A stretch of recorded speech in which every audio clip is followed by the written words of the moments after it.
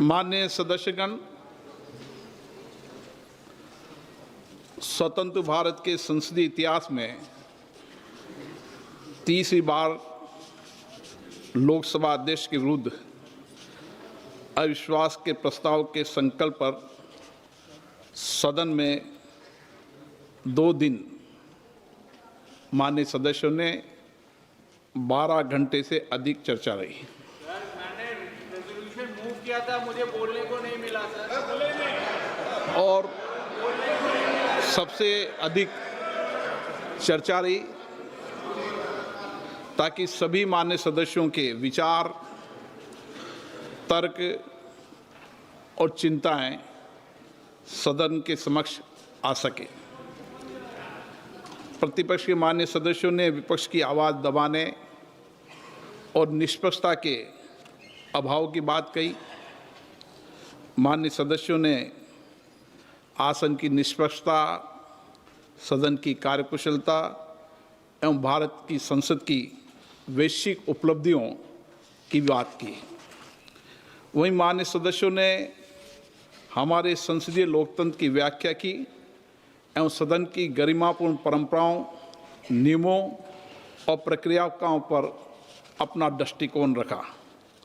माननीय सदस्यगण, ये सदन भारत के 140 करोड़ नागरिकों की संप्रभु इच्छा का प्रतिनिधित्व करता है। यहाँ उपस्थित प्रत्येक सदस्य लाखों नागरिकों के जनादेश को लेकर आते हैं और हर माननीय सदस्य नागरिकों की समस्याओं, अभावों, कठिनाइयों को दूर करने तथा उनकी अपेक्षाएं, आकांक्षाओं, उम्मीदों को पूर्ण करने की आशा भी साथ लेकर आता है।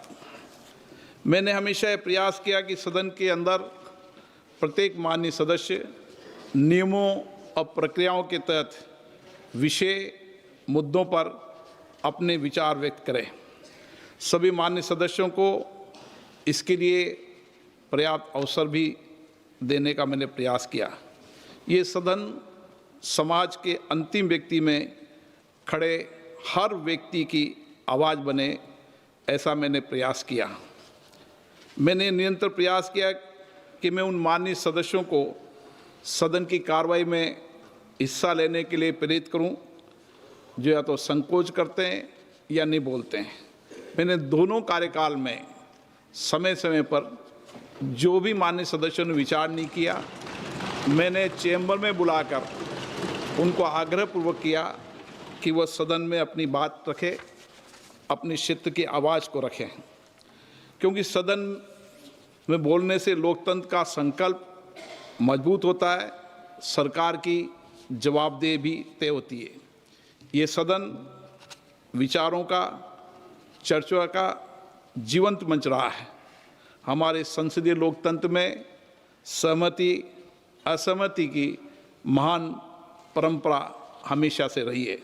माननीय सदस्यगण, जब हमारे संविधान निर्माताओं ने स्वतंत्र भारत के लिए संविधान का निर्माण किया, तब उन्होंने गहन विमर्श और अनुभव के आधार पर संसदीय लोकतंत्र की व्यवस्था को अपनाया और आज दुनिया के अंदर संसदीय लोकतंत्र की व्यवस्था ही शासन चलाने की सर्वश्रेष्ठ पद्धति है। इस व्यवस्था में संसद केवल कानून बनाने का मंच न होकर राष्ट्र की लोकतांत्रिक चेतना का केंद्र बिंदु भी है। भारतीय संविधान के आर्टिकल 93 में अध्यक्ष के निर्वाचन का प्रावधान है। मुझे इस पावन सदन ने दूसरी बार अध्यक्ष पद का दायित्व और अवसर दिया। मैंने हमेशा ये प्रयास किया कि सदन की कार्रवाई निष्पक्षता, अनुशासन, संतुलन और नियमों के साथ संचालित हो। सदन में सभी को साथ लेकर सामंजस्य से व्यवस्था एवं कार्यकुशलता बनाए रखने के लिए मैंने मेरे दायित्व को निभाया। मेरा हमेशा ये प्रयास रहता है कि सदन की गरिमा, मर्यादा और प्रतिष्ठा में उत्तरोत्तर वर्दी होती रहे। मंगलवार दिनांक 10 फरवरी 2026 को प्रतिपक्ष के कुछ माननीय सदस्यों ने अविश्वास प्रस्ताव का नोटिस दिया। हमारे संविधान द्वारा स्थापित संसदीय लोकतंत्र की व्यवस्था में मेरा हमेशा अटूट विश्वास रहा है। मैंने अपने नैतिक कर्तव्यों का निर्वहन करते हुए अविश्वास के प्रस्ताव के प्रस्तुतीकरण के साथ ही सदन की कार्रवाई से अपने आप को अलग कर लिया। पिछले 2 दिनों में इस सदन ने लोकतंत्र की एक महत्वपूर्ण संसदीय प्रणाली को पूरा किया। इस चर्चा के दौरान अनेक विचार, अनेक दृष्टिकोण, अनेक भावनाएं इस सदन के सामने रखी गई। मैंने सदन के प्रत्येक माननीय सदस्य की बात को गंभीरता और ध्यान से सुना। मैं इस सदन के सभी माननीय सदस्यों का हृदय से आभार व्यक्त करता हूं, चाहे उन्होंने समर्थन में अपने विचार रखे हों या आलोचना के रूप में अपने सुझाव दिए हों। लोकतंत्र की यही विशेषता है, यहाँ हर आवाज़ सुनी जाती है और हर दृष्टिकोण को महत्व दिया जाता है। ये आसन किसी व्यक्ति का नहीं है, ये भारत की लोकतांत्रिक परंपरा, संविधान की भावना और इस महान संस्था की प्रतिष्ठा का प्रतीक है। मेरे पूर्ववर्ती अध्यक्षों ने इस सदन की मर्यादा और परंपरा को मजबूत किया और हमेशा इस सदन की प्रतिष्ठा बढ़ाई है। संस्थाएं, मर्यादा और परंपरा स्थायी रहती है। सदन द्वारा मुझ पर व्यक्त किए गए विश्वास के लिए मैं सभी का आभार व्यक्त करता हूं। मैं आपको विश्वास दिलाता हूं, इस विश्वास को अपनी जिम्मेदारी मानते हुए पूरी निष्ठा, निष्पक्षता और संवैधानिक मर्यादा के साथ निभाने का प्रयास करूंगा। कुछ माननीय सदस्यों ने कहा कि प्रतिपक्ष के नेता को बोलने से रोका जाता है, उन्हें बोलने का पर्याप्त अवसर नहीं दिया जाता है। मैंने इस पावन पीठ को स्पष्ट करना चाहता हूं, चाहे सदन में नेता हो या चाहे प्रतिपक्ष के नेता हो या कोई मंत्रीगण हो, कोई भी सदस्य हो, सभी मान्य सदस्यों को सदन के अंदर नियमों के तहत, प्रक्रिया के तहत ही बोलने का अधिकार निहित है। कुछ मान्य सदस्यों का यह भी मानना था कि प्रतिपक्ष के नेता सदन से ऊपर उठ करें किसी भी विषय पर बोल सकते हैं, ये किसी को विशेषाधिकार नहीं है। मैं स्पष्ट करना चाहता हूं, सदन के नियमों से चलता है। सदन के कार्य संचालन नियम सदन द्वारा बनाए गए हैं, न सरकार ने न प्रतिपक्ष ने। ये नियम मुझे विरासत में मिले हैं और इस सदन में सभी सदस्यों के लिए नियम समान रूप से लागू है। सदन में जब भी लोकमत के किसी विषय को, चाहे माननीय प्रधानमंत्री जी हो या माननीय मंत्रीगण हो, उनको भी अगर वक्तव्य देना होता है तो नियम 372 के तहत अध्यक्ष से पूर्व अनुमति प्राप्त करनी होती है। उसके नोटिस के बाद ही वह अपने वक्तव्य दे सकते हैं। किसी माननीय सदस्यों को नियमों से परे जाकर बोलने का विशेषाधिकार इस सदन में नहीं है। हमारे देश में लोकतांत्रिक संस्थाओं की गरिमा, मर्यादा और इसके नियमों का सम्मान की एक समृद्ध परंपरा रही है। मैं आपके समक्ष इस सदन के कुछ माननीय पूर्व अध्यक्षों का निर्णय भी उल्लेख करना चाहता हूँ। 1957 में माननीय राष्ट्रपति जी के अभिभाषण पर धन्यवाद बोलते हुए जब स्वर्गीय अटल बिहारी वाजपेयी जी ने जम्मू और कश्मीर से संबंधित कुछ फोटोज को अपने द्वारा की गई बात के प्रमाण के तौर पर सदन के सामने रखना चाहा, तो इसी चेयर ने व्यवस्था दी कि ऐसा करने से पहले उस डॉक्यूमेंट को पहले स्पीकर को दिखाया जाए, फिर वो निर्णय लेंगे। और अटल जी ने सदन का सम्मान किया, अध्यक्ष के निर्देशों की पालना की। 1 मार्च 1958 को जब माननीय सदस्य श्रीमती रेणु चक्रवर्ती ने किसी एक गैर सरकारी दस्तावेज को सदन के पटल पर रखना चाहा तो चेयर के द्वारा ये कहकर नामंजूर कर दिया कि स्पीकर के बिना दिखाए आप सभा पटल पर ये पत्र नहीं रख सकते। 26 मार्च 1958 को एक माननीय सदस्य श्री SM बनर्जी ने अपनी बात के समर्थन में पत्र के साथ कोई कोट करना चाहा तो माननीय उपाध्यक्ष महोदय ने ये कहकर मना कर दिया कि ऐसा करने से पहले आपको चेयर को दिखाना जरूरी होगा।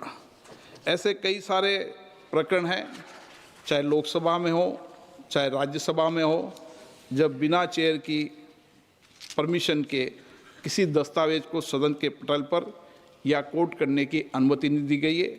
ऐसी पुरानी परंपरा भी रही है। अध्यक्ष परेड के निर्णय से कोई भी मान्य सदस्य व्यक्तिगत रूप से सहमत या असहमत हो सकता है, परंतु सदन के नियम, प्रक्रिया, परंपराओं को लागू करना मेरा दायित्व है, कर्तव्य है। जब भी कुछ मान्य सदस्य सदन की मर्यादाओं के विरुद्ध आचरण व्यवहार करते हैं, तब सदन की मर्यादा बनाए रखने के लिए मुझे कठोर निर्णय और व्यवस्थाएं देनी पड़ती है।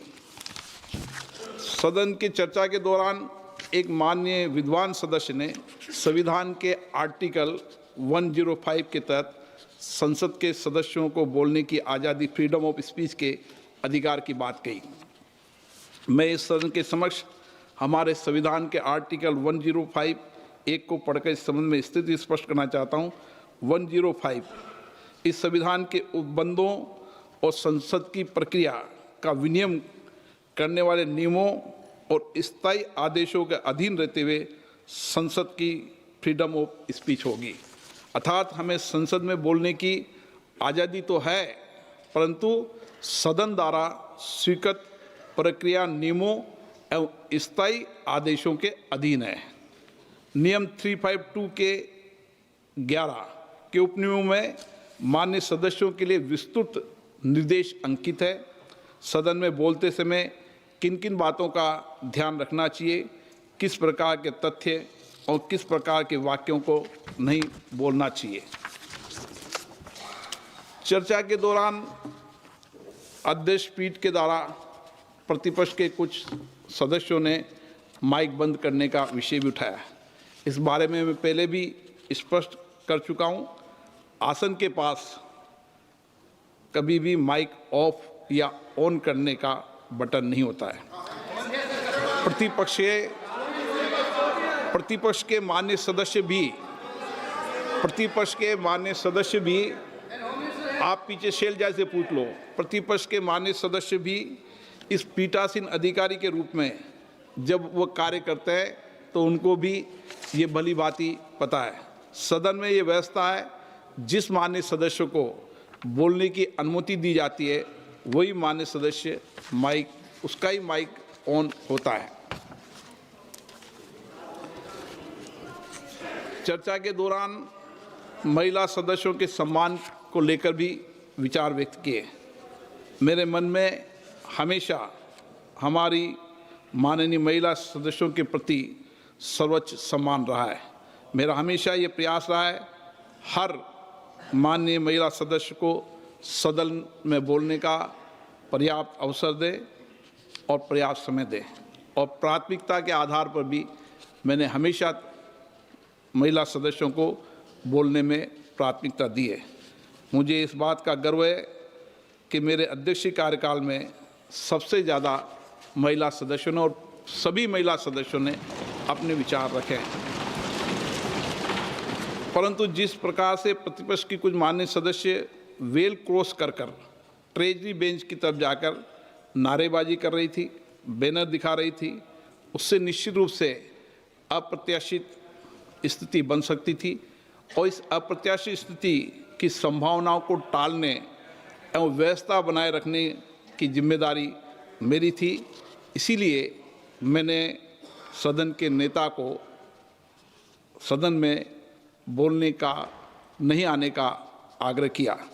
ऐसी प्रतिकूल स्थिति में सदन की व्यवस्था और प्रतिष्ठा बनाने के लिए जो उचित था वह मैंने किया।